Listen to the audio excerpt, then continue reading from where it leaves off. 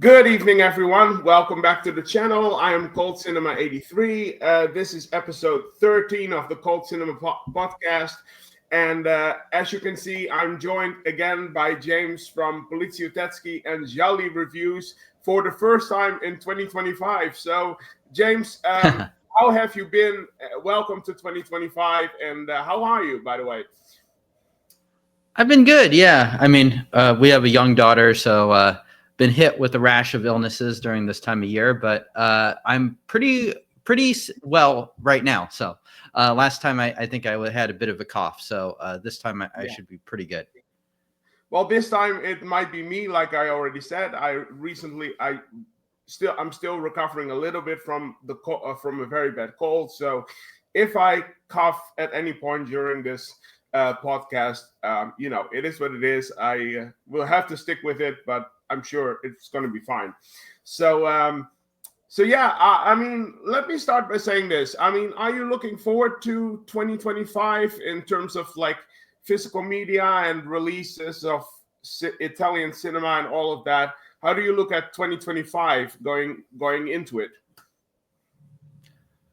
Yeah, I don't know. I mean, so far this year, I've mostly been revisiting kind of familiar favorites. I don't think I follow physical media quite as closely as you. Of course, I certainly partake. In fact, I did pick up one of these films on Blu-ray in preparation for this episode. But I'm not sure if there's been like some big announcements or whatnot. But I can't say I followed it super closely in the last 2 months. Okay. Well, I mean, there is one thing that it has to do with a question that I will ask you later on. But I'm sure you know of Arrow Video, Oh yeah, Films, yeah. Arrow Video. They have recently announced that they are going to do Sergio Leone's Dollars trilogy. So on Blu-ray. So that's pretty good. That's pretty cool. I mean, like they got the rights for that. I couldn't believe it. That was pretty good. So.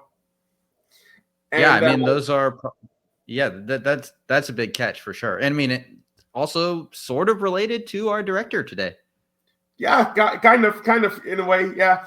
And 88 Films has some pretty good. I mean, 88 Films is releasing Night Train Murders from Aldo Lado. We talked about Aldo Lado last year, and they are releasing 9 Guests for a Crime. I don't know if you know that Giallo, if you're familiar with that Giallo. Which is pretty cool. So there was I don't remember it. Oh, okay. Well, it's kind of like on a tropical. It's kind of like in an island in the Mediterranean. So it's like one of those tropical giallo kind of things. But it's actually cool, pretty good. So yeah, there are some pretty good things coming up. So, but yeah, so episode 13 of the Cult Cinema podcast. I mean, the last time we kind of discussed the sleazy career of Bruno Mattei in October, I believe it was, November. Which sometimes is fun to sort of revisit and to do. It's kind of dumb fun. But for this one, we thought we'd go back to something a little bit more seriously.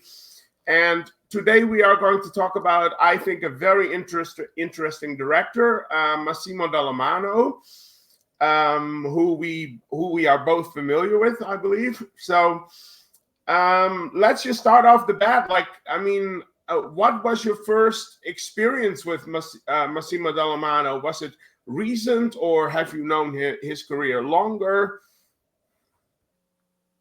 Yeah, I wouldn't say I know his career super intimately until maybe a few years ago when I started to do more of a deep dive. But I did watch my first Dallamano film probably 12 or 13 years ago when I was watching a lot of spaghetti westerns. So that, of course, would be Bandidos, which is actually a pretty good, solid spaghetti western. I watched that. I rewatched that actually a few weeks ago, kind of in preparation for this. And I think it's a pretty I don't think it's the absolutely best. I don't think it's quite Leone quality, but it's a very good, very solid spaghetti western with some good performances and a pretty interesting story.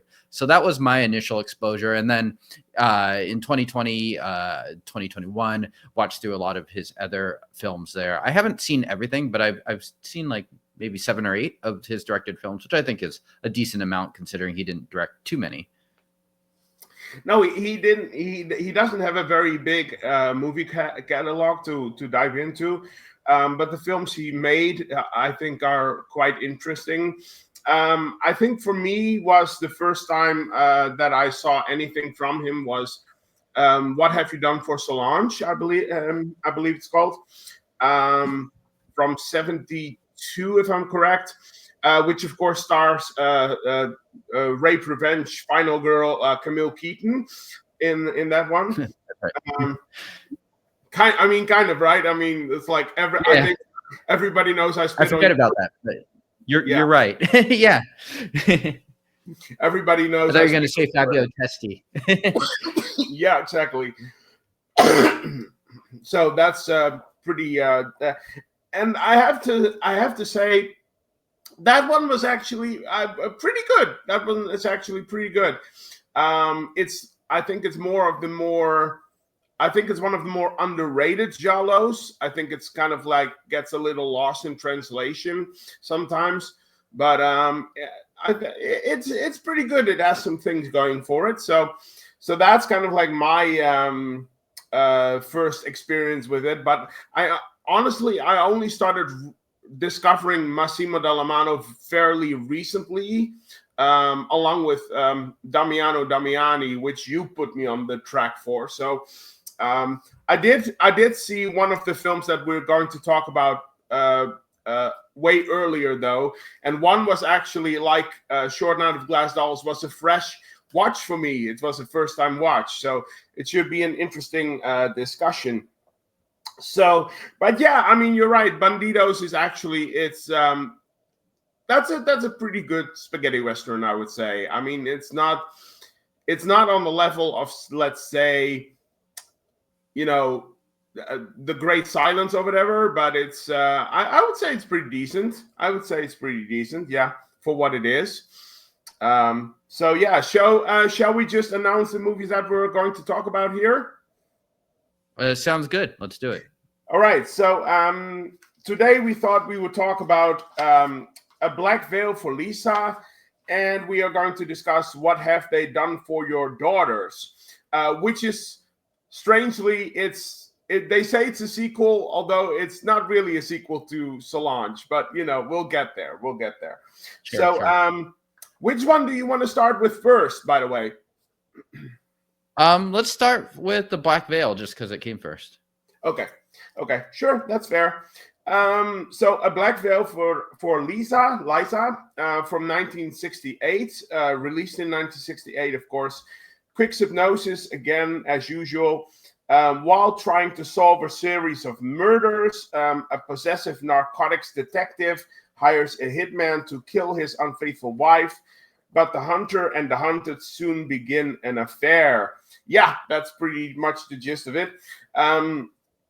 So yeah, I mean, I would say this is an interesting film, not just in terms of filmmaking itself, but also in terms of the Giallo subgenre. I think it's a very unique one in the whole catalog. But before I start going off, what are some of your general thoughts about A Black Veil for Lisa before we go into positives, negatives, and stuff? Yeah, well, I agree with you. I think it's interesting. I mean, the first time I watched this, it was in the midst of watching just a lot of different Giallos, and I think seeing it like that is one thing, and then watching it again after having already done that deep dive and coming back to it, you can sort of place it a little more historically. So just like I'm glad you did this pairing, because I feel like the classic pairing is Solange with Daughters, but doing like here, these films are just 6 years apart, but they feel like they're 25 years apart, just in terms of like the style and what's going on. So I mean, in many ways, I think, yeah, trying not to get too much into positives and negatives, but this film feels, a lot more of kind of the earlier, more conservative era. There's a lot less gore, that kind of thing that you would see obviously just a few years later. And yeah, I mean, it's interesting because it has a couple of the elements. You do have some of the black glove killings and things like that, but the kind of like you don't have the show-stopping step pieces that would come in the 70s after Bird with the Crystal Plumage. So I think it's a really interesting film. I do like the film. I do understand why some people might call it a little bit slow at points. But anyways, I'm getting too much into the nitty gritty there. But those are kind of my general off the cuff thoughts. Right. No, I definitely agree with you on all of those things. I think you can almost look at this more as if like it's sort of like a proto Giallo film. Sort Sure. of like a precursor to the Giallo film, because it definitely has some of the elements there, but it doesn't follow really the textbook of like the typical Giallo that you eventually come to, become familiar with, which sets it apart. But I think in some ways is also one of its weaknesses, but I'll get to that when I get to the negatives. But I do think it's a very interesting film. I can see though, if like people are new to Giallos and they are really diving into it, and this is like one of the first they watch, I can see people feeling like, oh, this is like a bit, I don't want to say boring, but slow burn maybe. Which I mean, I could totally understand. So, because again, it doesn't follow. I was just going to say, if you come in expecting an Argento film, you're probably going to be disappointed, just because it's a little bit more, not conservative, but more, from a previous era than that. Right. You should really know who you are going into this, and don't expect like the Mount Olympus of like Giallo films. That would be unrealistic in my opinion. So yeah, but it's a very interesting film, I will say that. So and for a first watch, I mean, that this one is actually my first watch on this. For a first watch, I was actually quite puzzled at like, so what is this movie trying to be? I couldn't quite put my finger on it actually, which left me a little bit puzzled. But it's I don't know, it's intriguing, I guess. So so let's just dive into it. Let's start with positives. What are some of your what are some of the things that you really appreciate about A Black Veil for Liza? I like, I mean, I think the whole plot that they have kind of composed is pretty clever. Just all of it. I don't know how much to spoil exactly, but the kind of the psychology, I think the lead performance in general is pretty solid, from John Mills, I believe. Yeah, John Mills. And so, and it's a fairly complex performance, just in terms of like kind of how dark it goes. Like it's a deceptively dark movie. We talk about it like it's like this very, older document from the 50s with like more strict morals or whatever, but it's not really that. In fact, it surprised me, even though I was rewatching the film, just as like where exactly the plot is going to go. And I think for a while it does kind of keep you in suspense, like what exactly is this film? Are we trying to catch a killer here? Which is probably what you would assume if you're like, okay, I'm going to watch this Giallo called this, until you kind of get to the point where the killer confronts the detective and you're like, oh, actually, this film is a totally different thing. And it's more about kind of the perverse domestic drama that's going on between like the jealous, much older husband and his much younger, beautiful wife. the title character Eliza. So yeah, I'm kind of meandering here, but I think it's kind of interesting just in terms of just the whole plot construction. I think it's fairly well done. No, I would agree with that. And in terms of setting it up, like I was really thinking about this, like what could I compare this to?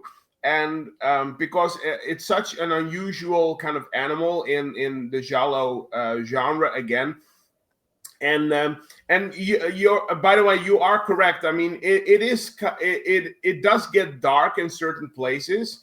And I really love the opening scene, by the way. That's a pretty impactful thing. But going back to like what could I possibly connect this to? And this is actually one of my positives as well. I really love the concept of this movie. It feels very much like, it feels like a German krimi, or a British detective serial from the 60s or 70s or something, which I really appreciate. This, it has this sort of Edgar Wallace vibe going on with it, and that gives it a very cool feel, and that really works for me. That whole sort of like, it's almost like a Sherlock Holmes story, if you will, maybe in certain areas. And I really appreciated that. So I thought that was actually pretty cool. So I don't know how you feel about it, but yeah, no, I liked it too. I mean, if you give me my choice, will I take the Mediterranean setting Gialli or like more of a Crimea and like Central Northern Europe or something? I'll take the Gialli most of the times, but I do think it's well made and they do a good job with the locations. I think it's Hamburg that we're located. So like sort of that port city stuff. I mean, I think Dallamano in general, I mean, his background, I don't know if we've said, but is as a cinematographer. So his films are always just very handsomely shot. And I think he does a good job with the locations here, for sure. Yeah. I mean, I think it's shot in Hamburg and parts of it in Berlin. I think it was. Okay. And yeah, we neglected to say, but Massimo Dallamano actually started his career as a cinematographer on films like A Fistful of Dollars and A Few Dollars More. So, that sort of stuff. And I agree. You can really see that in here as well. And I do like the way that this movie is shot, by the way. The cinematography is really good, I would say. It's actually pretty good. Is it on the level of Short Night of Glass Dolls, which was set in, Prague and stuff?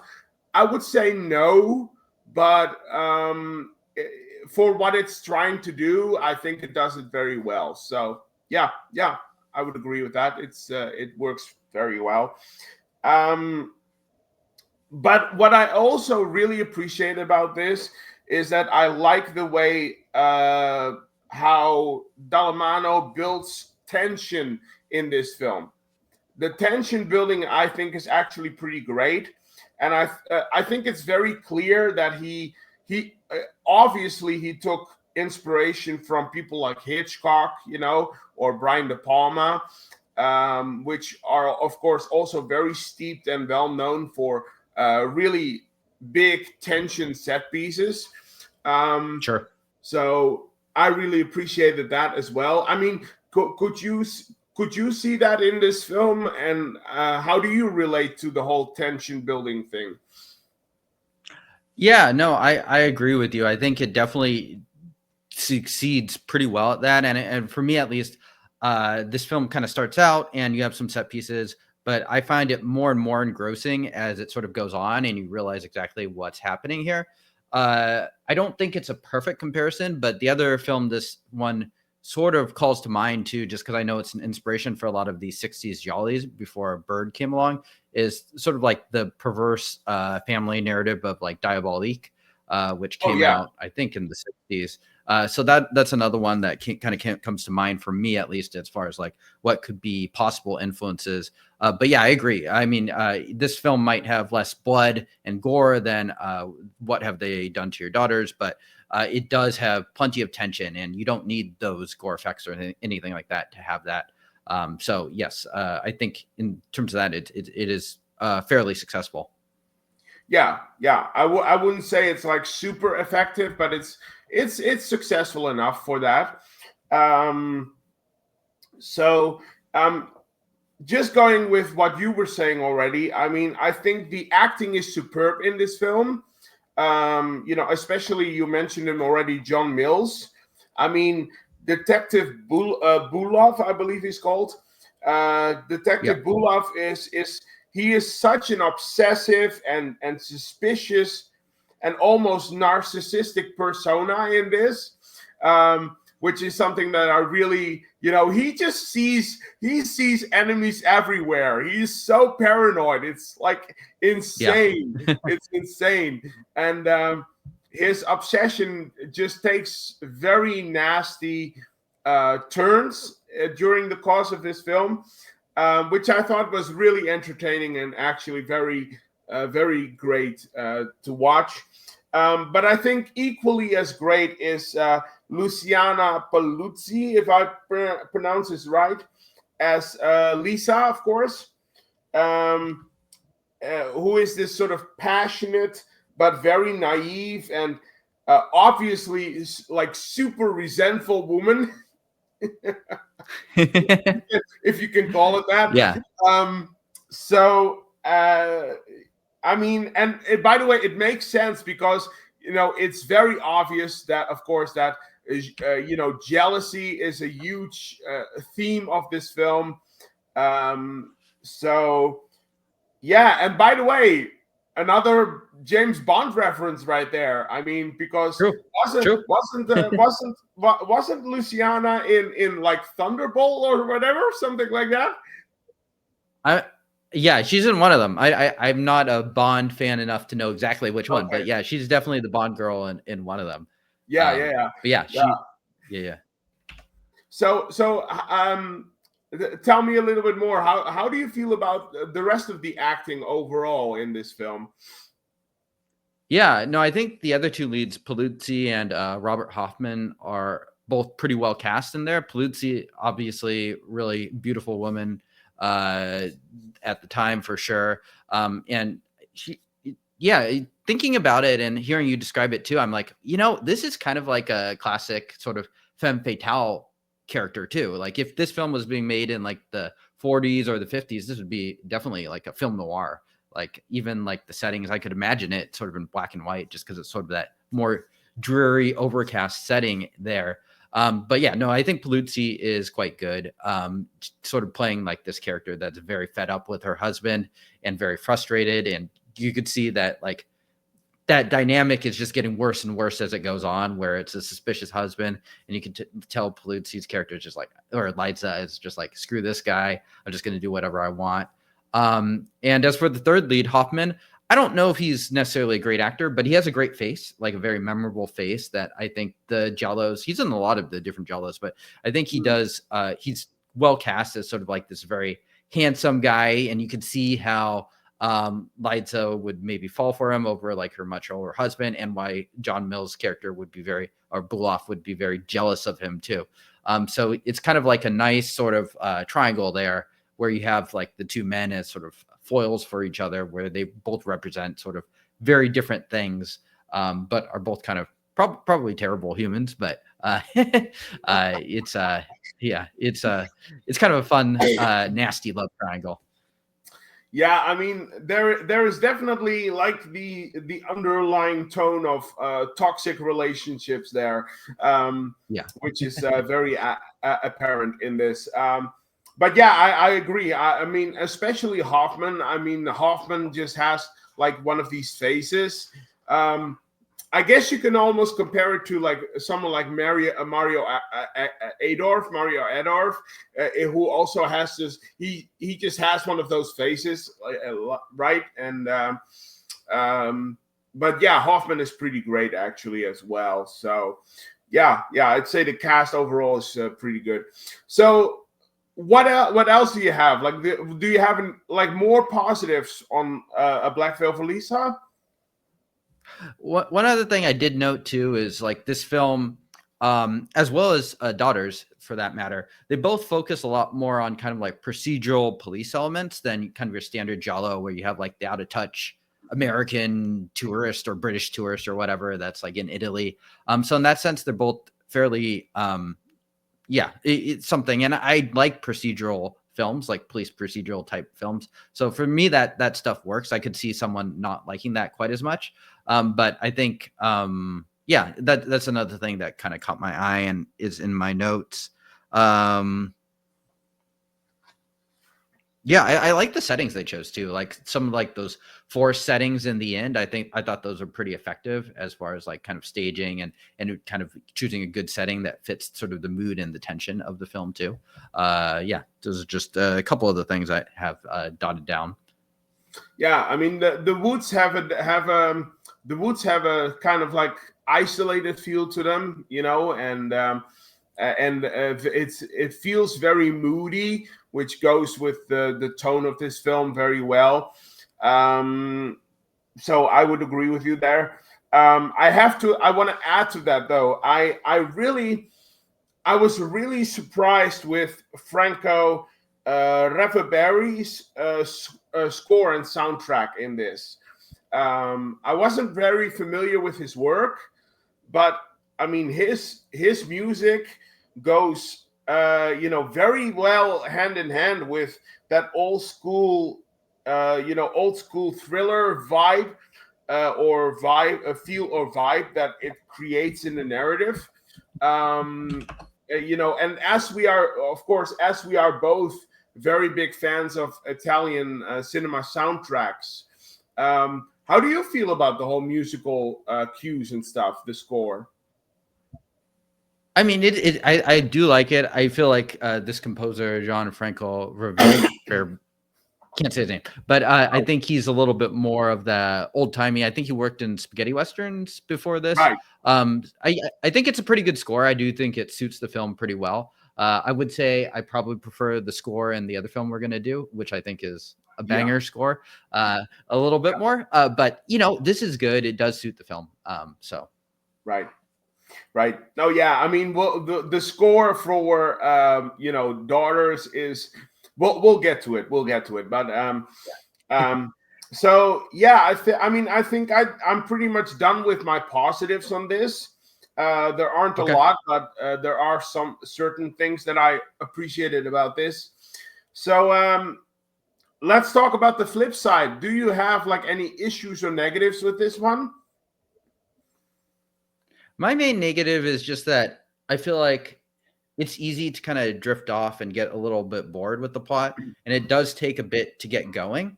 So it's not really anything specific. I think perhaps if this film comes in like 1971, you would amp up those set pieces and things like that, and that would kind of give you something that just like kind of gives the film a jolt of energy or something along those lines. Because the film is not long, so I'm not going to say it like needs to chop off 20 minutes or anything like that. That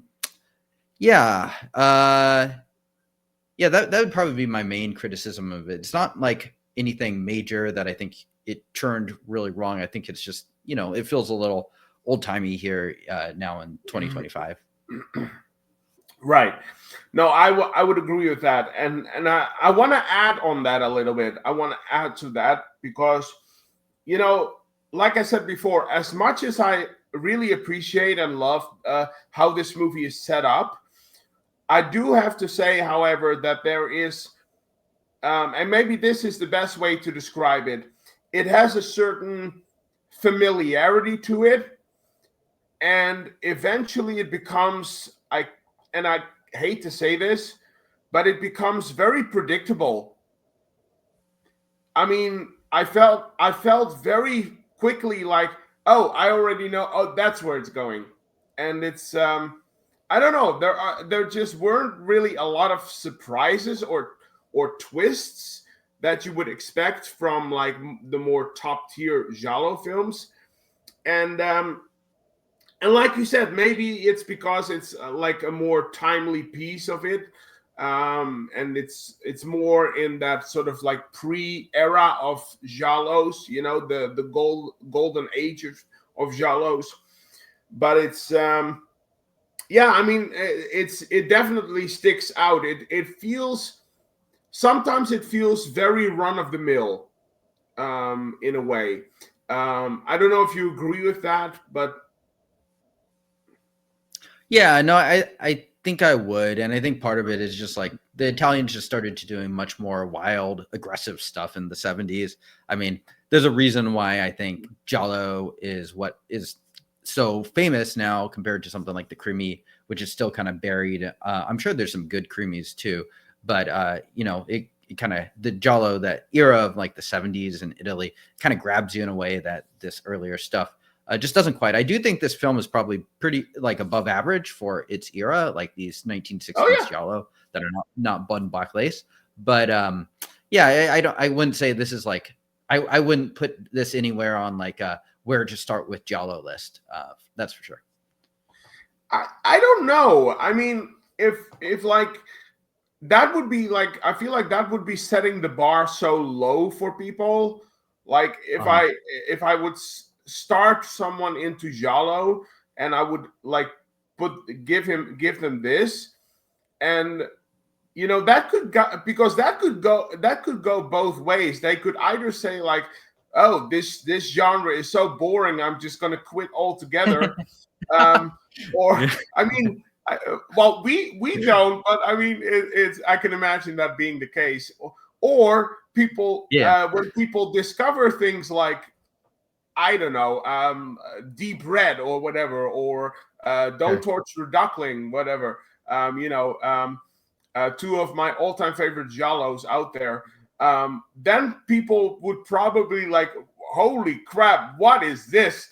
And they just are shocked at like how big it is, and grotesque, opera-esque, and like very explicit in Sure. the gore and all of that. And it might turn people off. So I feel like if you start with this, it could go either way, which is like, Yeah, I wouldn't probably start with this. Maybe if someone was coming from film noir, maybe this is like the gateway, but this would probably not be one I would recommend to start with for sure. no, it's and and like like you said already, it's like just, and that's just like one of my things. I mean, I guess I'm a sicko, but I mean, the kills in this film are just very tame. And Yeah. when it comes to the giallo subgenre, and on top of that, this I found very weird. I thought this was very weird. The kills in A Black Veil for Lisa, the kills are not really shown to the audience very clearly. It's almost like they were like, like they were putting hands in front of the audience's eyes or whatever, and it's like, shh, look the other way, look the other way. It's, I don't know, it feels very anticlimactic in a way. Does that make sense?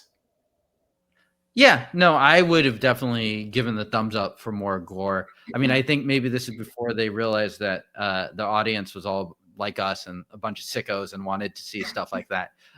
But yeah, it feels very conservative, and I mean that's one of the reasons. It's like in the next room we have like a room that's like they must have had so much blood that they just dumped on the walls there. I mean, it's like just completely different eras, even though it's like 6 years apart. It's like really close together, but they feel just totally different. I mean, same director too, so that it's actually not his sensibilities necessarily. It's the industry and the genre changing.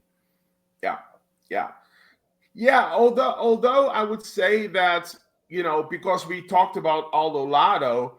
And with Aldo Lado, I'm completely the other way. Like, I mean, Short Night of Glass Dolls is such, well, we talked about it already, so I'm not going to go into the whole thing again. But Short Night of Glass Dolls is such a unique and bold and really daring kind of film. And then when you compare it to Who Saw Her Die, Who Saw Her Die is very, middle of the road almost, and so I feel like it's completely the opposite of Massimo Dallamano, but and maybe that's unfair of me to say, but it is what it is. There is one more thing that I want to talk about in terms of negatives, and I want to have your take on this as well, and that is the ending of this movie, because the ending of this movie to me is, again, it's just kind of anticlimactic, because I guess I was kind of expecting like a really big twist or whatever in a certain excuse me, in a certain way. I was expecting some big twist or revelation, or the script being flipped completely the other way and stuff like that, and that the ending would carry more weight to it. And instead it's very meh. It's, I don't know, it feels very mediocre. I hate to use that word, but it feels kind of mediocre. What's your take on that? I didn't have a huge problem with it, but I think it's more or less exactly what you would expect. It's like a fairly boilerplate ending, where it just kind of ends where like the bad guys get caught and like some people die. So I don't know. I mean, it was a pretty blah ending. I would agree with that. But I didn't expect it to be anything more. So perhaps it's just I just had such low expectations that it more or less kind of ends that way. Yeah, I don't know. I didn't have huge thoughts on it. Okay, fair fair enough. Maybe excuse me. There we go. Yeah, I don't know. Maybe I was going into this with like too high expectations. Maybe that was the thing. I don't know, but yeah, I mean, know. I get it. It does such a good job of like the buildup. Like you talk about the slow burn, and this is what it's building to. So I could get the disappointment of like, oh, okay, let's see what it does here. Let's see what it does, and then it's just kind of a dud. It already has played like all of its good cards, its twists and stuff like that already. So I could understand that feeling for sure. Right. Yeah. I don't. Yeah, and again, maybe it was my hype of it, or maybe I was just too excited for it. I don't know. And maybe on rewatching it a couple of years from now, I feel differently. But it's, I don't know. So yeah, I mean, those were my negatives. Do you have anything? Do you have anything else to say on A Black Veil for Liza? Not really. I think we covered most of what I have for Black Veil for Liza. Okay, fair enough. So okay, I guess we could go into ratings then for this one. So do you want to start? Should I? Sure, I can start. For me, at least, this film is decent. It's one that maybe I'll rewatch it again in 10 years or something like that. But so for me, it's like 6.5. That's where I come in. Okay, fair enough. That's fair. Yeah, I mean, this is kind of like, this is a tough one, because there are certain things in there that I really appreciate about it. But there are certain things that are working against it, and they're sticking out more than I thought they would. So I have to take those into consideration. I still think it's a decently enjoyable film. I mean, I'm not rewatching this, as much as, let's say, Fulci's films or Short Night of Glass Dolls. But for what it is, it's decent enough. So I'll give it a 7 out of 10. Okay, I think that's fair. I can respect that. Yeah, I think that's fair. So, all right. So that was A Black Veil for Liza. So going to the next one, I guess. What Have They Done for Your Daughters? Released in 1974, of course, at the height, the peak of the Giallo subgenre, I feel like, 74, 75. Again, quick synopsis. A district attorney and 2 inspectors discover that a girl's apparent suicide is linked to a teenage prostitution ring, which employs a motorcycle riding killer to tie up loose ends. So I mean, this is a very, I would say that this is the better film out of the 2. To be fair, for me anyway, I would say it's not perfect by any means, but I feel like I had more time, I had more enjoyment watching this one than A Black Veil for Liza, for sure. By the way, I don't know where you watched it, but I have the 88 films one for A Black Veil for Liza, so the 88 films release. Yeah, I watched The Black Veil for Liza. I stupidly didn't even look. I was like, oh, there's no way there's a Blu-ray for this. There is. There you go. So I actually watched it on YouTube. Okay. Where the quality was, it was not great, but I would have rather have seen the Blu-ray. But it was fine. Yeah, probably where I watched it before too. Yeah, I mean the picture quality on YouTube sometimes leaves to be desired, but it's. Yes. I mean yeah, for sure. But I mean, if you wanted to watch this movie very quickly, that would be okay. So but of course, I mean, Who Saw Your Daughters? This is the Arrow video release. The picture quality is great. The Arrow one. Oh, okay. You watched the same one. Okay. So yeah, pretty cool. Yeah. So going into What Have They Done for Your Daughters? Let's just start by saying this. This is not a sequel to What Have You Done to Solange. I mean, very often it's announced like that, like the sequel to What Have You Done to Solange. This has nothing to do with Solange at all, which is very weird. I mean, I guess you could say it's like a standalone sequel in like name or whatever. I mean, sure. How do you look at that? How do you look at that whole thing? Yeah, I mean, it's at best a thematic sequel. It's like under the standard definition of a sequel. There's no way it's a sequel. I mean, this is even mentioned as part of like a trilogy with the other one he wrote, Red Ring Fear, or has a bunch of different names. So yeah, I mean, to me at least, it's thematically a little bit related. Kind of Schoolgirls in Peril is what I think I've seen it described as, but it really, I mean, I approach it as a completely independent film of Solange. Yeah, exactly. So,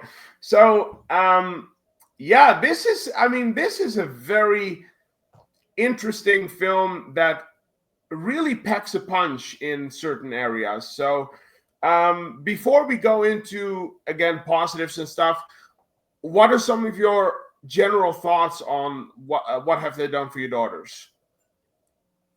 I mean, like the film we just talked about, it's very much kind of somewhat of a product of its era. You could tell it's like kind of like you said, it's at sort of the peak of Giallos. And so a lot of those tropes and those things had already been established. So as a result, you see enhanced levels of gore. It's like the last one we're talking about how old timey it is. Like here you got like hands being lopped off. You got rooms filled with blood. You have humor of just like decapitated heads. It's like, this is the same director 6 years later. I mean, it's pretty incredible. I mean, it's all that stuff, as you can tell from my smile, is stuff that I love and I enjoy. So, I mean, I have a great time with this one. So yeah, but it's also kind of at this time where the Poliziotteschi, the Italian crime film, is kind of coming into its own too. And so compared to something like Solange, you can see how those influences are also making its way into his film. And I love that genre as well. So for me, at least, it's kind of like this perfect marriage of like this era of Italian filmmaking where I love the cinematography, I love the score,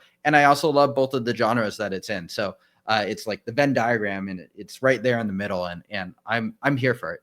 I don't think this is the best Giallo. I don't think it's the best Italian crime film, but for me at least, it's definitely a highly enjoyable one.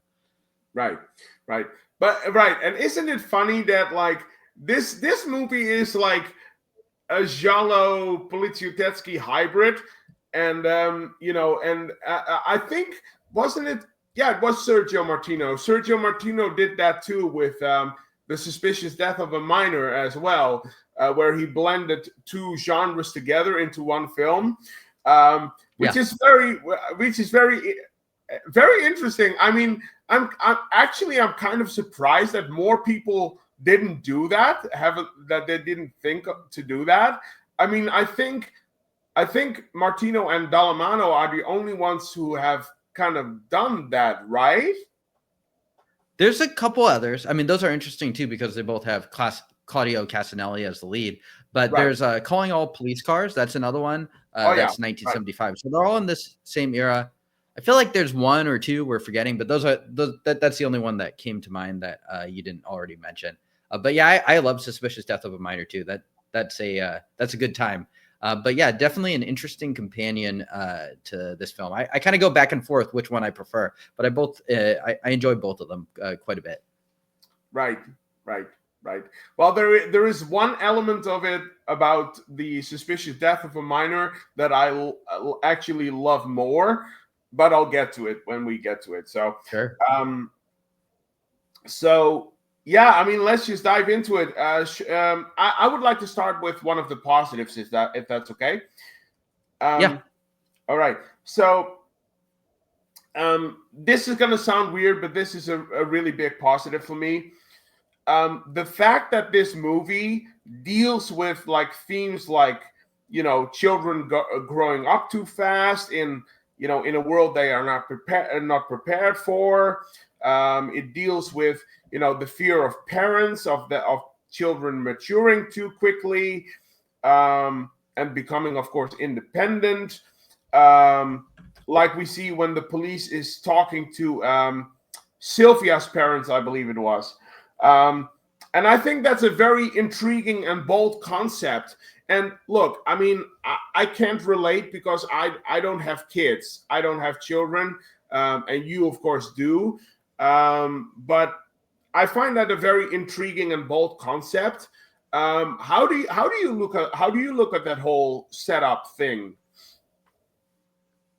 Yeah, no, I mean, I think it definitely has a lot to say. I mean, like you're contrasting multiple parents here, kind of like the rich, aloof parents that are like abroad when like their daughter gets killed and stuff like that. And you see like Farley Granger's character as like the dad and like the mom as like almost absentee, which is like kind of a reoccurring theme in the Italian films. And I feel like Dallamano, he has a screenplay credit here too. I feel like that's definitely like something he was interested in. I mean, like he's talking about like these teenage school girls as like the people in peril in all three of these films. So I think that's definitely something he's clearly interested in. I doubt it was just like sheerly as like, I must capitalize on this to make more money at the box office or whatever. So I do think in general, this film does have a lot to say. And, the other thing that we could mention too is Black Veil for Eliza. He was obviously a veteran of the Italian film industry, but that I think is either his first or his second film directed. And this one's towards the tail end of his career. So he already has a lot more experience. He probably has a lot more cachet that he could sort of cash in to kind of pursue his interests. So I feel like it does come across a lot more confident in terms of like what the film is interested in. And then, to circle back to that point too, contrasting the sort of rich parents that are absentee with like Mario Adorf, who is, from what we can tell, a very good and present parent, and seeing how him and his daughter can become kind of sucked into this whole thing too. I think it's very effective. And it kind of shows that, it's very critical of sort of like this whole part of the upper class of society of like the psychologists, obviously. I think it's interesting. I mean, this is the first time watching this film since my daughter has been born, and my daughter is 1 year old. So it's not quite the same thing at this point. No. So I can't say I totally related to the film in a different way, but it does, it makes you think. It makes me think about it just, maybe just a little bit more deeply, if you know what I mean. Right. No, and that's like you always get points for me. You always get points with that for me. Like if your movie can make me think about certain things, that's definitely a plus.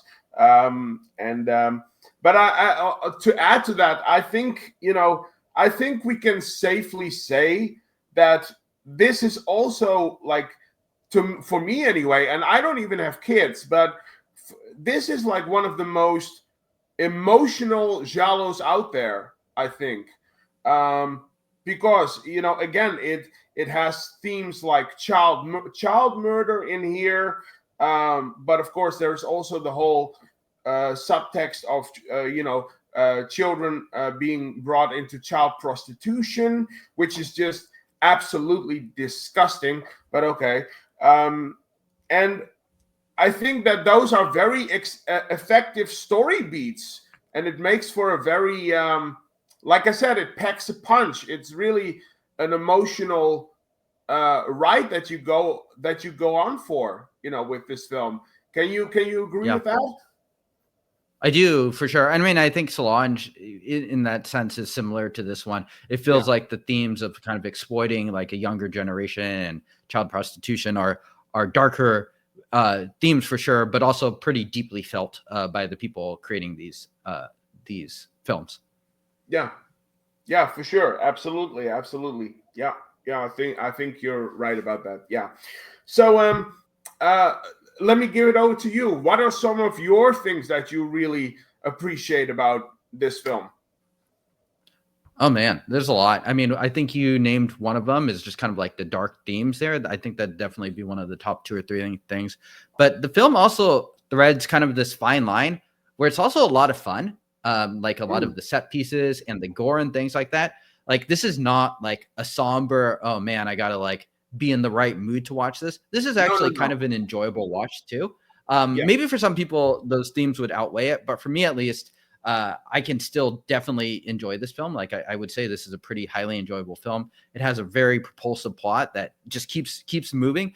The run times of this and Liza are basically the same, but Liza moves kind of at this older, slower pace. And this one just, keeps things moving. It's like we start with like this amazing Cipriani music, one of my favorite scores for sure. And then it just goes straight into like these very dark themes. And, those things kind of contrast with each other. But for me, at least, it works really well. And the last film, I did kind of talk about how it suffers from kind of a lack of memorable set pieces. And of course, Bird with the Crystal Plumage and all the Giallos that came out in the early 70s kind of changed the game there. And so Dallamano at this point really knows what to focus on. And I think this film has 2 pretty incredible set pieces where one of them's in kind of like the hospital and the other one like takes place in the parking garage. And I think they're both very effective as just sort of suspense tension pieces, but just like entertaining, and kind of those are scenes that absolutely kind of suck me into the film too. So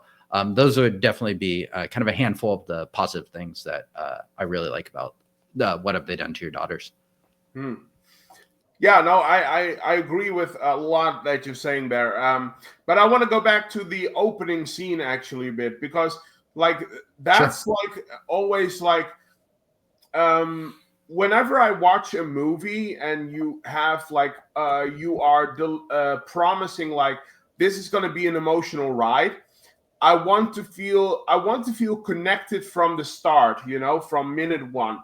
And the opening scene of this movie, when you see like the children leaving the school grounds and stuff, and basically, going out into the like the big wild wide world that can be pretty cruel actually. And then you have the score in the background, of course, which is, I think, a theme for innocence and stuff. And it works just so well with each other, like the score, the musical tones, along with the images of like the innocent young children, like basically going out into the world without realizing how treacherous and dangerous it can be. I mean, that's one of those openings that just really, it grabs me, and then I'm like, yes, I'm with your movie. Now let's go. And then, and then the carnage and stuff, and the fun like chase scene. We'll get to the chase scene, but like that's just extra. That's like the whip whipped cream on top or whatever, or the cherries on top of it. But it's but I want to be emotionally invested if you're telling me a story like this, and the opening scene really delivers on that. So I think that works very, very well. So I'm sorry, I'm interrupting. Go on. No. I was done. Yeah, you're good. Okay. Yeah, please keep going. Okay. So I think, to add to that, I think for me anyway, I'm all about characters. I always say that, like, I'm a character guy over a story guy, which sounds so weird, but as someone who is so invested in The Walking Dead, or has been invested in The Walking Dead for so long, I'm very character driven. I mean, I want to be invested to characters, and if you can get me invested in characters, then the story will, fix itself at some point. It will just go with the flow. And the two main characters in this film are great. You have both District Attorney Story, of course, played by Giovanna Ralli, if I pronounce it right, and Inspector Silvestri, played by, of course, the legendary Claudio Cassinelli.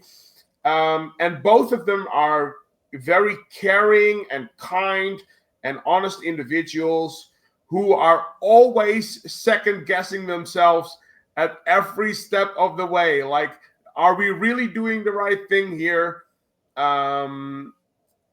Always, like, really thinking about, are we doing the right thing? Are we bringing justice? Are we, like, doing this? And I really love that. I really love that. And on top of that, I mean, the acting with this film is top notch as well, I think. I mean, the girl that tells her story, I forget the actress name. It's so Freudian of me. But there's a teenage girl who at some point tells her, like, story to the police and stuff. What the bad guys have done to her, basically, right? You know which scene I'm talking about. Yeah. And I mean, that scene is just so great, and she gives, like, a powerhouse performance, and that scene, like, gets to me every time. That scene really brings me to tears, and I think that's really fantastic. It's absolutely fantastic. So, and then, of course, we have Mario Adorf in here as well. Like you said, isn't it funny that he plays like a much more serious role in this? Yeah, it is kind of interesting. I don't know what your signature Adorf role, but for me at least, it's always a Italian Connection is the one that is like the Adorf that will live in my memory for eternity.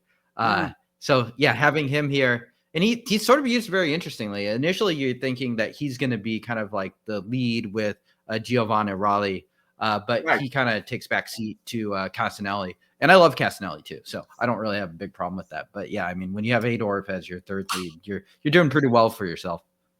Yeah, exactly.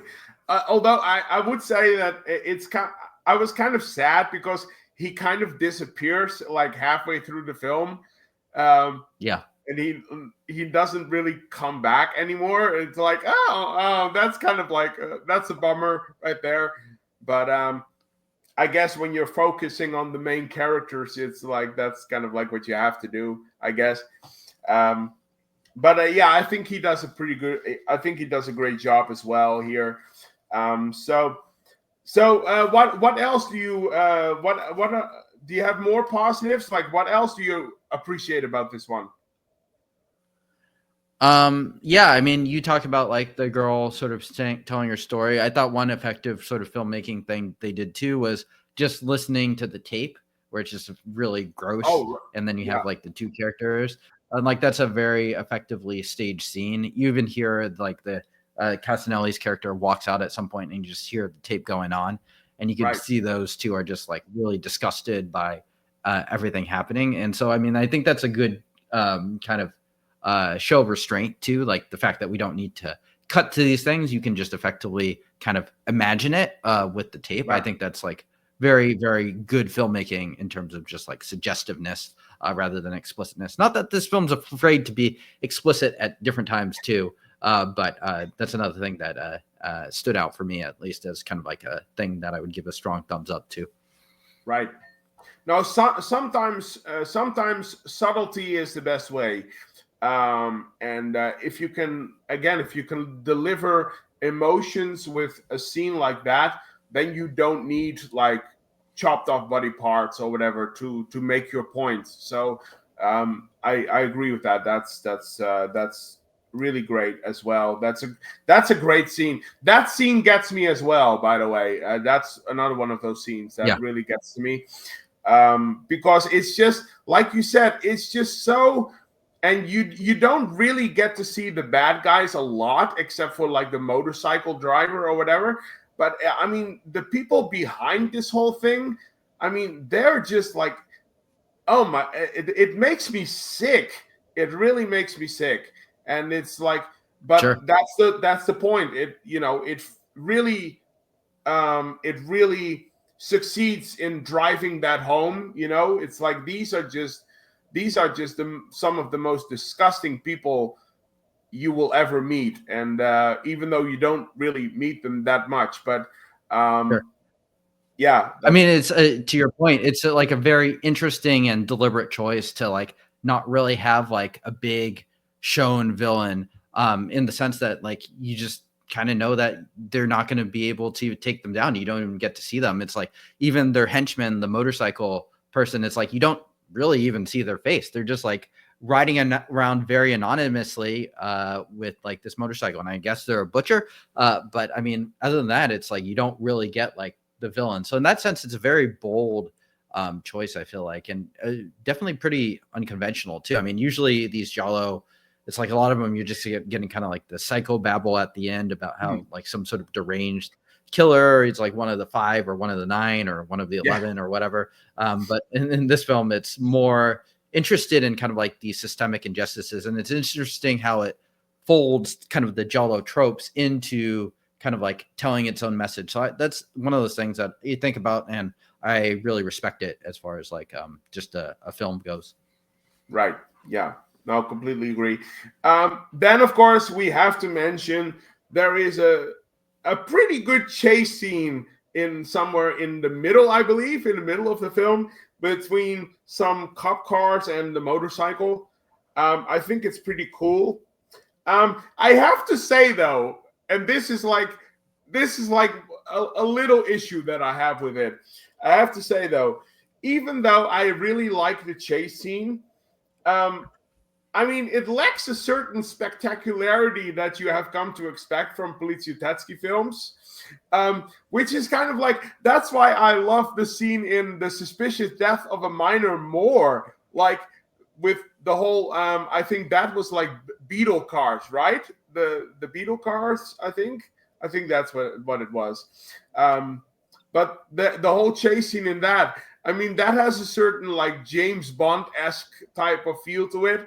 But it's just it's a lot more fast paced, and it feels more spectacular. Well, it's like, oh, it's just people chasing each other. I mean, there isn't like, it's not as action packed as I would like it to be for a chase scene for like a Poliziotteschi film. So I thought that was kind of a bummer. I like the chase scene, but it could have been better. I'm just saying. How do you feel about that? How do you feel about that whole thing?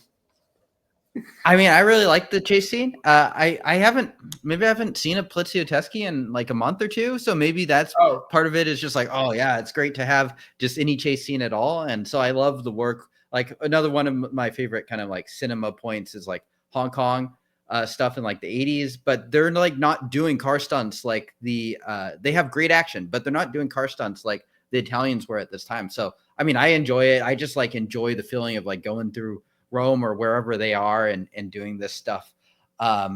So is it as good as The Suspicious Death? Maybe it's not. I don't know. I'd have to watch those side by side. but I do enjoy it, and I do like how it. Maybe the better part of that sequence is the part that's more giallo and horrorish, where they're in the hospital beforehand, and eventually it does evolve into that sequence. I like the that part of it really well, where we have like some pre-tenebrae, chopped off fingers, and all that stuff going on. You have some great gore. I think that's like a really effective sequence. So I kind of group it all together, where you kind of have like this Giallo / Poliziotteschi thing grouped together. But you're probably right that the actual car chase part of it is a little bit weaker than perhaps the other parts of it. But I still enjoy it. No, I do enjoy it. I'm just saying that, like, for example, at some point they are driving across this really crowded street or whatever, and it's like, and you have all these intersections, and it's like, show me some crashing cars there. I mean, come on, like, what do you know? And it's like, and even with the motorcycle, like, I mean, if anyone has proof that you can have a really exciting action chase scene with motorcycles, it's Ruggiero Deodato in Live Like a Cop, Die Like a Man. So it's like, so I mean, it's like, come on, give me some stuff here. But it's I get it. It's like, I don't know if you've watched the director's other Poliziotteschi, Colt 38 Special Squad, but a lot of that is like motorcycle stuff and things like that too. So he's got it in him. Maybe that was like him making up for it. But yeah, I guess you're right. I guess they destroyed a disappointingly small amount of cars in this film. Yeah. So I'm like, where I'm like, Remy, Julien, where are you? It's But, maybe it wasn't involved. You actually reminded me too that one of the other kind of like crime giallo hybrids. It's not Italian. It's from your country actually. Amsterdamned. That's another one. Did you watch that? Oh yeah, I've seen it. Yeah. Okay, well, what did you think? I like it, but I'm not Dutch, so but I don't know. There is a release from Blue Underground, and you can watch the Dutch movie, and it has English subtitles. Yeah. That's how I've seen it. Yeah. Oh, that's how you've seen it. Okay, there you go. Okay, so if you've seen it with Dutch with English subtitles, then it's like easy to understand. So yeah. But yeah. Oh wow, that's great. Yeah, I mean, a little bit of a sidetrack here. I mean, he's called Dick Maas, and Dick Maas is like one of our, like, actually kind of like our only director in Holland that makes films like that. And he's had a very rough career. He's only made like 13 films in like 50 years or something that has been working. And a lot of it has to do with, he has been screwed over by his business partner, all of that stuff. The studio's giving him a hard time and whatever. So it's, it is what it is, but, he always tries to do something anyway. But by the way, what did you think of the speedboat chase? Oh, it's great. I love it. Yeah. I mean, it felt like the whole film felt very in the spirit of kind of the Italian stuff. I don't know how influenced he was, but I think it's a very entertaining film. I mean, I even like his one with the haunted elevator. The elevator. Well, I mean, although Amsterdam, that I prefer. Right. Well, I mean, that's called the elevator, actually, or the shaft, or whatever. Yeah. But that was very much influenced by people like Argento and stuff. I mean, you can clearly tell in the elevator, like the way that he uses colors and all of that. Amsterdam is like more into the slasher era. And it harkens back a little bit to Dirty Harry, I believe, that kind of stuff. No, I mean, a lot of people actually say that Amsterdam is still his best film out of the whole body of work. But it's funny, by the way, because I'm sure it's going to be released at some point with subtitles, but. English subtitles. But do you know what he's working on now? He's working on a film, and I think it's almost finished. But do you know what he's working on right now? I don't know. a sequel to Amsterdam. Really? Amsterdam 2? Or Yeah, something there's going to be Amsterdam 2. Yes, there's going to be an Amsterdam 2 after like 45 years or something. So it's yeah. And actually I've seen some footage. They released some footage. It looks really good. Actually, it looks really good. Okay. So, we'll see. We'll have to wait until Fingers crossed. Yeah, we'll have to wait until December, by the way, for it to be in theaters, but it is what it is. But no, I mean, there's going to be an Amsterdam too, so we'll see. And the same actress coming back. So okay, cool. I mean, original. I will definitely check that out. I doubt it will make it to theaters here, but I will see it as soon as I can see it. Yeah. But that film actually does remind me of these hybrids a bit, just because you got like the guy with the scuba suit who is sort of like the equivalent to the guy in the motorcycle. That's kind of in this anonymous thing. I mean, obviously the explanations at the end for the killers are completely different, but like the way it mixes kind of the Argento elements with like these like more what you would see in crime films of like big chase scenes. You just reminded me of that. Oh yeah, no, it's totally fine. Yeah, no, a bit of a sidetrack there, but no, I mean, I can see why you would compare it to that. Yeah, it definitely has some of those things going on. But yeah, I mean, that was just like one of my things with the film, like a little issue there. I do have to say though, there are some really nice gory bits in this film. Like like the chopped up body in the morgue and stuff, like with the that's kind of like or the do you think the wife did a little bit of overacting there? Yeah, maybe a little bit. Yeah, a little bit, maybe just a little bit. I mean, I mean, come on, there isn't that much blood. Come on, it's not like but no, I mean, the whole concept too is just like I want to see what happened to that bastard, and then it's just like it's very entertaining. It's like you asked to see, like, what are you doing? Come on, but also like hands being chopped off and all of that. So there are some nice gory bits in here for us, Giallo diehards. So the parking attendant getting it too. That's a good one as well. Oh yeah, that's a great one. Nice spray. Yeah. Yeah, exactly. So we already talked about the score. So what else do you have for what have they done to your daughters in terms of positives? The parking garage sequence, I don't think we've talked about too much, but that one's really effective. That one's maybe the most tense sequence because that involves actually one of our central characters, played by Ralli. So yeah, where she has to hide under the car, and then she like sees the parking attendant come back, so she goes, or her driver come back, so she goes, and then he just gets it in the back. And I think the cleaver, very kind of effective, kind of nasty weapon there, rather than kind of your standard knife. I like that sort of variation on it. We haven't talked a lot about Ralli's character too, but I mean, you mentioned a little bit how you like that role, and I do as well. I think it does stand out in these Gialli, where usually you don't have like women in one of like the more law enforcement type roles.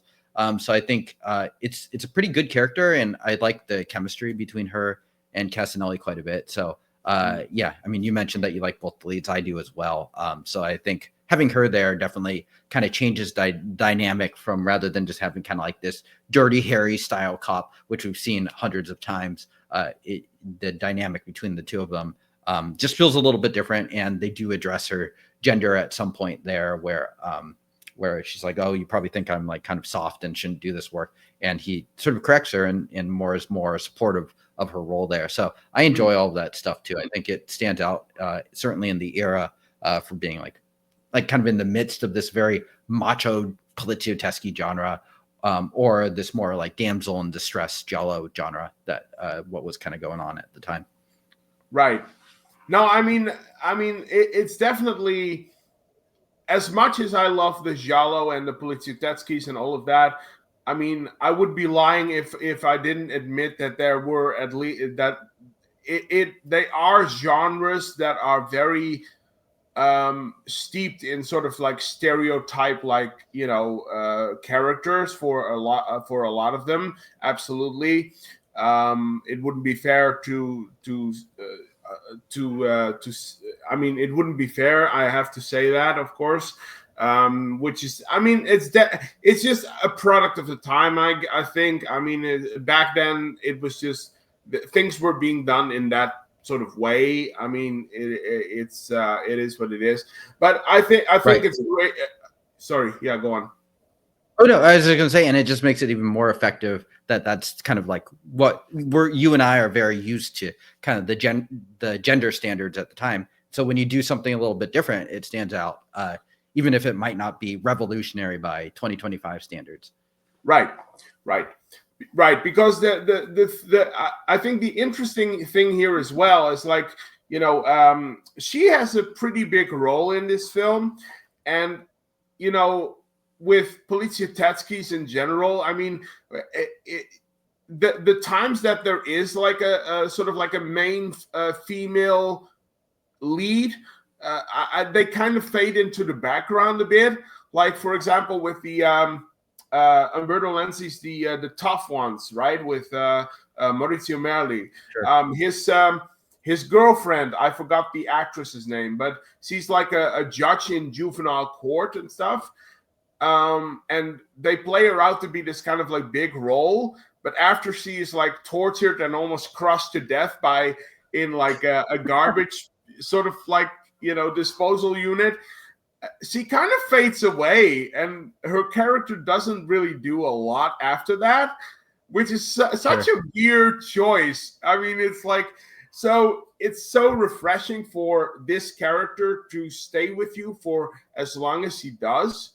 I think that's like, I think that's kind of amazing, actually. So have you thought about that, about things like the tough ones in contrast to, like, female characters and stuff? For sure, because the tough ones, I feel like I do remember that scene. I didn't realize it was in Tough Ones, just because so many of them blend together. But the roles are that's a far more typical role for a woman in a like an Italian crime film of that era than sort of as the assistant, like lawyer prosecutor, who is seen as mostly like a good person trying to do what's right. Right. Yeah. Exactly. Yeah.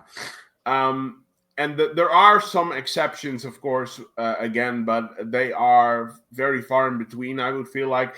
But in this one, it's really great. So the last thing I want to talk about in terms of like positives with this one, I think the cinematography is pretty awesome as well. And I feel like a lot of scenes it almost feels like they were filmed in a single shot, like, they just keep the camera rolling for like 6 minutes, and there is no intercutting. It's like one long shot. It really feels a lot of the film was shot like that, which I think is pretty great, because that's hard to do in terms of like camera work and stuff. So how do you feel about the whole cinematography stuff? I think it's generally pretty excellent. I flagged kind of a different sequence, just kind of like that start of in the hospital before the chase too. The way it's like cutting between three things, and they have some really, really fantastic handheld camera work too. We're just sort of tracking down the hallways, so we see like the killer running with the cleaver out and stuff like that. And before someone reaches for the light switch, never reach for a light switch apparently, because that's how you lose your hand. But yeah, I mean. But yeah, I mean, like, it's all really well lit, and like I like the kind of like just the dark horror type cinematography that we have in that scene as well. So the parking garage, I think, is also really well shot, just like her going under the car and stuff like that.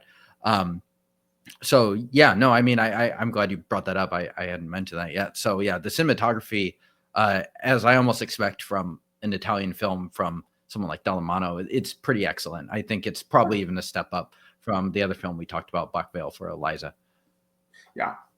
Yeah, I would agree with that, and yeah, I would. By the way, I agree with you. I mean the parking garage thing and the hospital they are definitely highlights of the film.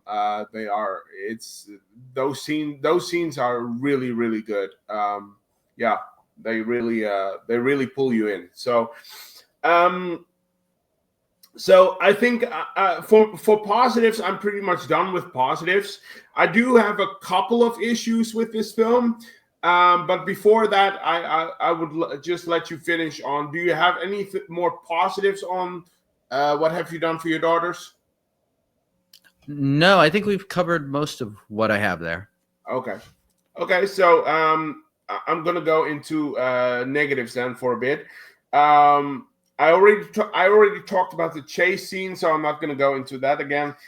Um, there are a few things that kind of stick out to me though, and for me, one of the biggest things is that I feel like, and this might just be me, but I feel like it's not really explained as to exactly why the bad guys hung Sylvia eventually. I mean, she probably wanted to get out of that whole thing, and they caught her or whatever, something like that, or she tried to escape or whatever. But it's not really made very clear as to like why that happened to her. And I think it could have been a little bit better if they had commented on that a little more, or gave it like a little bit more of an explanation. Um, it's not really a big issue, but it does kind of stick out a bit. How do you feel about that? Yeah, I've seen that flag before too, and I think it's correct. Yeah, it's like the lack of like the little spark that sparks kind of the ignition. That's the plot is a little weak, for sure. I mean, I assume it's something like she was pregnant and they can't have that sort of thing, that did it, but it's not really very clearly explained if that's the case, anyways. Yeah, I mean, I would agree that's definitely like a knock for me, at least. Plot stuff isn't the it doesn't bother me that much, but it I would say it's definitely kind of you could definitely say that it's a negative on the film to not to have that kind of like poorly explained. Yeah, yeah, because I mean, like you said, she is kind of like she. You could almost see her as some sort of catalyst for the story. She is. I guess she is kind of like what triggers the cop and the DA into action, basically. And then for it to be such a big thing, and then like not like give us like I guess I wanted closure on that. The fact Sure. that you're not Sure. giving me closure on that character is kind of a bummer. But that's maybe it's one of those creative choices. It is what it is. So before I go on, do you have any negatives or issues with daughters or? I don't have any big ones. You flagged, actually, that was going to be one of mine that I thought of too. The only thing I kind of have that's left too is the ending. I don't know if it totally sticks to landing so much that it's. I don't have a huge problem with the ending. I just don't know if it quite lives up to the rest of the film. It feels just maybe a little anticlimactic, maybe. Hmm, I'm trying to think how I would have done it. I think it's a tricky film to sort of end because you could tell the director wanted to end it on kind of like this dark note. And I wonder if it would have been better if it ended on something like if you remember how the French Connection ends, where they have that thing and it just sort of like freeze frames, and then they sort of like tell what happened to everyone, and right. how like everyone kind of like got away and stuff like that. I feel like maybe I would have liked it a little more if it kind of ends on that sort of dark note rather than like everyone being like, "Ah, man, screw our bosses," and Yeah, ends yeah, that way. yeah, yeah. I can see what you're saying there. Yeah, and I would also say that, and this is always something that I have a problem with. Um, and I want to go on a sidetrack a little bit. Have you ever seen like the Rings of Power? Rings of Power. Yeah, the Lord of the Rings TV show. Oh no, I haven't. Okay, you haven't. So it's everywhere. So I don't think this is a spoiler. But eventually, it's going to be. Eventually, Mordor is introduced in the show, and sure. Basically, they end the whole episode and they show you the map. And then these letters like burn into the screen, which says Mordor, which is kind of like, do you really think that the audience is that dumb? Do you really think that the audience can't make that out for themselves? I mean, it's like it's I always have this rule: show, don't tell.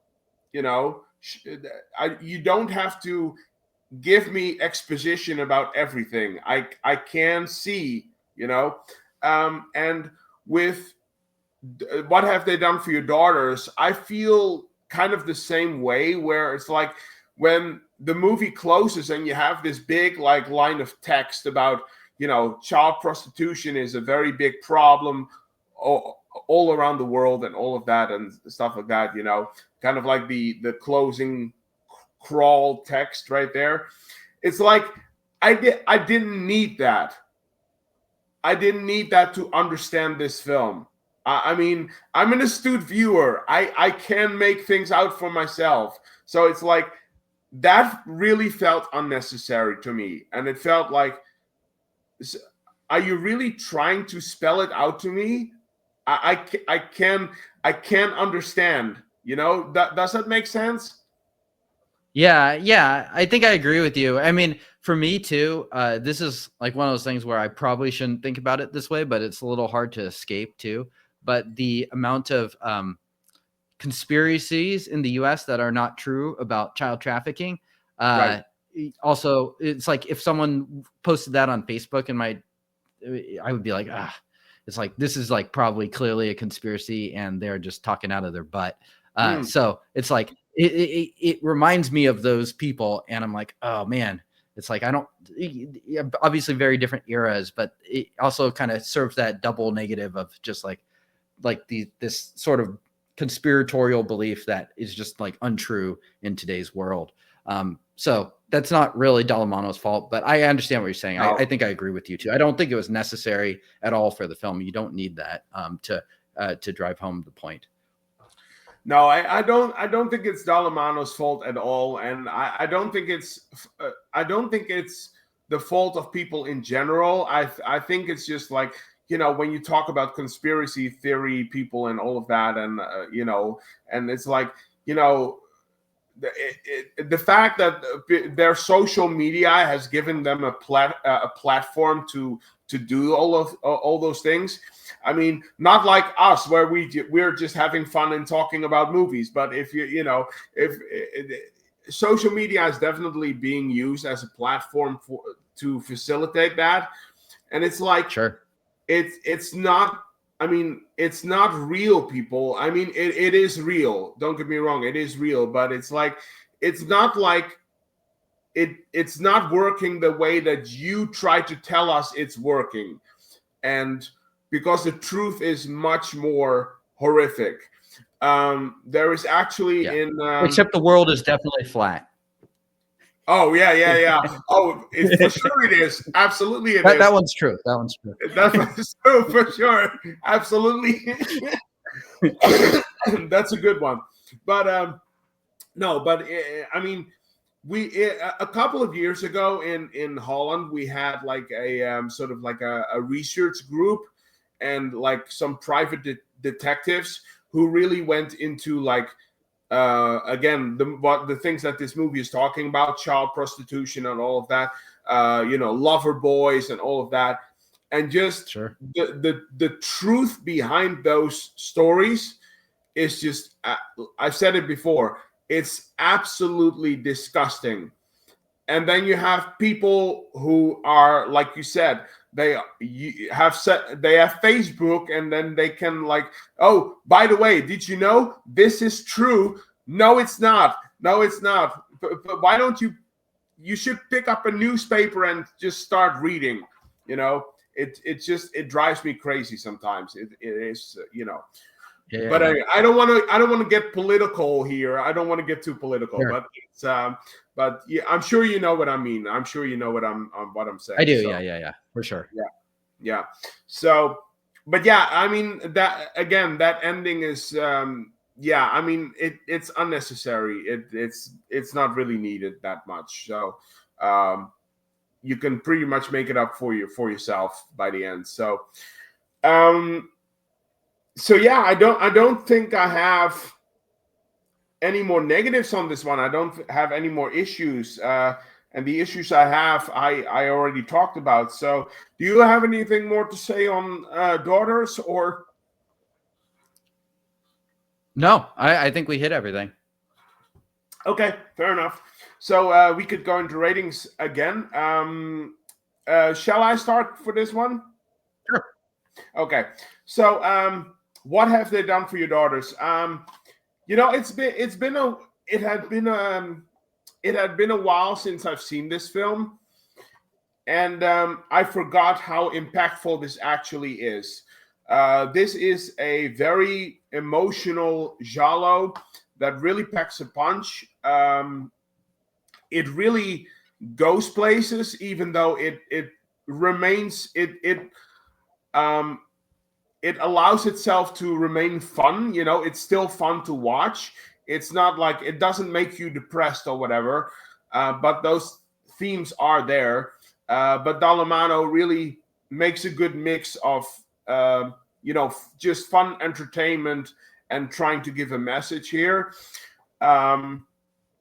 There are slight issues that stick a little bit out to me, but overall, I really, really enjoy this film, and I think it's a very important giallo as well in the subgenre. So, yeah, I had a blast with this, and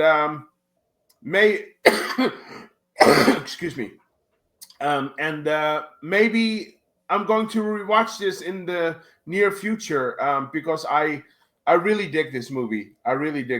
So it's a pretty strong one. I'm going to give it an 8 out of 10. Okay, very nice. Yeah. I mean, I also really, really like this film too. I mean, I think it really stands out amongst giallos. You talk about like what people like Argento and Bava are known for, and they're mainly like stylists. And this has some of that, but it's also combining these different elements of social commentary and different like Poliziotteschi and stuff like that. And I think it's all very well made. Again, not perfect. I think we can both agree on that. But I think it's extremely solid. For me, at least, I also give this film an 8 out of 10. Yeah. There you go. We have a tie. That's good. That's great. Yeah. No, I agree. It's this one is great. And yeah, it's again, it's not without its flaws, but you know, what movie is without flaws, you know? So it's you know, but yeah, for how ambitious this film is, it's pretty successful. Like, I mean, doing all of this entertaining stuff and then also being like entertaining. Yeah. Yeah, I agree. It really delivers on all of that. So really great. So all right, so we have a tie, also an 8. That's great. So all right, so those were the movies that we were going to talk about. I think we were very insightful. So I wanted to ask you, like I said at the start of the stream, I wanted to discuss one more thing with you before I let you go. And this is not necessarily to do with these films or the director or whatever. I actually wanted to ask you a question about your YouTube channel, actually, if that's okay with you. So, of course, your channel is called Poliziotteschi and Gialli Reviews, and there is a question that has always kind of like plagued me for like at least a couple of weeks now. Because, again, it's Poliziotteschi and Gialli Reviews. So you talk about Giallos and Poliziotteschi's. Why not spaghetti westerns? That's a good question, because I do. I also like spaghetti westerns, and I've considered doing an episode or two about them because I do enjoy that genre more than like peplum or something like that. Yeah. But I don't know. I just decided like let's narrow the scope. I got into both of these genres at the same time. They kind of happen at similar eras too. So and the spaghetti western fans, it feels like there's a little bit less of a crossover of them into the other genres. It kind of feels like they're off doing their own thing versus these, even though it is kind of intermixed. Like Dallamano started on spaghetti westerns. He directed the spaghetti western. So I don't have a good reason other than I just wanted to keep the scope somewhat narrow. If I was to add a third genre, it'd definitely be spaghetti westerns. There's no doubt about that. But yeah. Okay. No, that might not enough. be a completely satisfying answer, but yeah, that's kind of what it is. No, that's fair. That's fair enough. And I think a case can be made that like if you like Giallos and Poliziotteschi's, but they both have like urban settings, and spaghetti westerns are often very much in like the outback in the desert, and it's like it's a different vibe, I guess. But I was just wondering, because the spaghetti western is such a big, important piece of the Italian, cinema, European cinema, and especially with like again with the Sergio's Dollars trilogy coming out now and stuff like that.